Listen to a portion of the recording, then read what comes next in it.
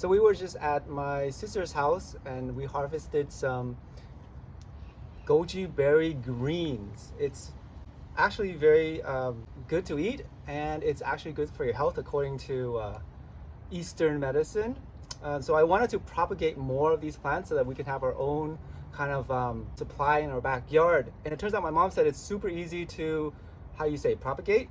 So, so here's what the harvest is, and we kind of wrap it up and put it in the fridge, and whenever you're ready to eat it, you just pluck out the leaves and you make soup, for example. So we had a soup today already, cut to the soup image right at this point. But so we only eat the leaves, right? So for example, this stem is all de-leaved, and so we eat the leaf. That's all. You can't really eat the stem, okay? So if you want to propagate this this plant, all you have to do is save the stems and just stick it in dirt. After a week or so, if it's not brown and dead, then it's survived, and then by next year you will have your own goji berry plant. Okay, so have a whole bunch here. So my mom said that the best stem to choose from is if it's thicker, so has a little bit woodiness into them. It'll have a higher chance of survival. But actually, I've done it where it's not that woody and it still survived. I'll show you a couple examples in a bit. All right, so this is the bottom of the stem, this is the top of the stem, so bottom goes to the earth, and yeah, in that direction. So we have here just regular potting mix. This one I just mixed some native garden soil with some peat moss and some fertilizer and some compost. So if you just buy the pre-made mix, that's fine too. So really, it's that easy. So all you do is stick it in. I don't even know how much to stick it in. I just stick it in. Maybe, I don't know, what is that? 3 to 4 inches? It doesn't really matter. As long as some is submerged or is underground. So let's do a bunch of these. I'm gonna do 2 varieties. One where the stem is a little bit thicker, and one where the stem isn't so thick. See how this one is all even brown woody, and where this is still green. So mother said this is actually the best type you can use. But yeah. Oh, one more thing. If you are not going to put it in the soil immediately, I put it in a cup of water to keep it kind of fresh. So you see, just submerge it in some cup of water. Okay. So let's just see here. I kind of leave some leaves here. It's because you can tell if the plant is still living after a week, if the leaves are still there. Actually, even if the leaves do fall, and if you have patience, just leave it there. It might just sprout new leaves.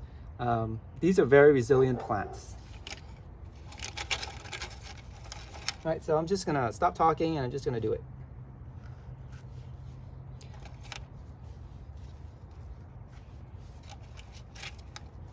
I have a whole bunch, so I'm just gonna. They do multiply very quickly, says my mother. So if you plant this on the ground, it'll just kind of like raspberry. It'll just not crawl, but it'll just propagate itself. So that's why she said it's best to plant it in a pot. I'm making 2 pots.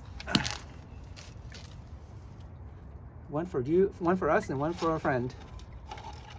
Oh, you can see the goji berry starting to form in this one. Yeah, so the goji berry, once it's ripe, you can eat it, or you can dry it and eat it as a berry. It's super, like one of those new superfoods people were talking about. I actually just love eating the greens of it. And the thing is, the greens is only available in the springtime. So you get to only eat it in the springtime. And then in the summer, the goji berry will be ripening. And then at that time, you actually don't have any more greens to eat. Not in my experience, at least.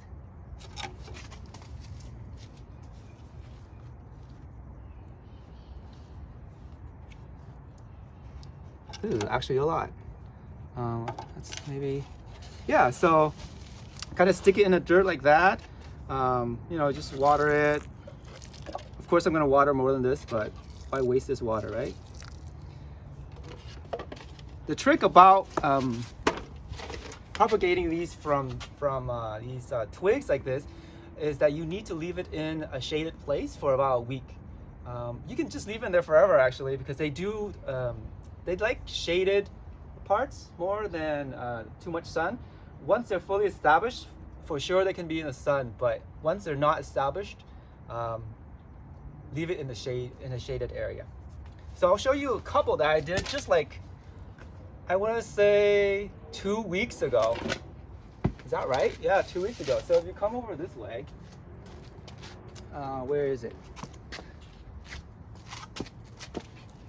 You see these guys? These are 2 weeks ago, and you see how thin the stem is? Let me do a comparison.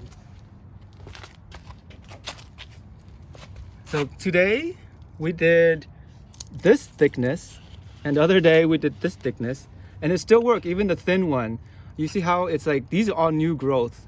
You see the old one is this dead leaves right there, where this is a new growth. So after like 2 weeks, it's starting to live again already. So I did this one pot, and this is a really cute one too. I did a second pot on the same day. I did it in this pot because that's the only pot we had around. Look how good this one looks. You see how this is like brand new growth coming in there?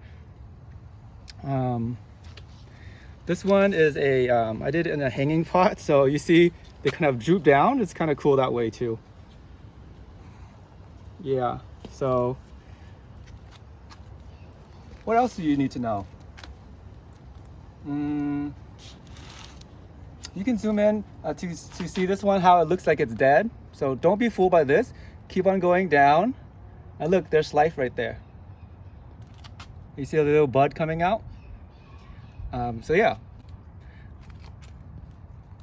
So about a year later, you will have a fully grown plant. So it won't produce any fruit this year, but next year it will produce fruit. And I wouldn't eat the leaves the first year also, so it has some strength for the next year. So they do go dormant a little bit in the winter. They do lose their leaves in the winter, if not all their leaves. Most of the leaves will be gone.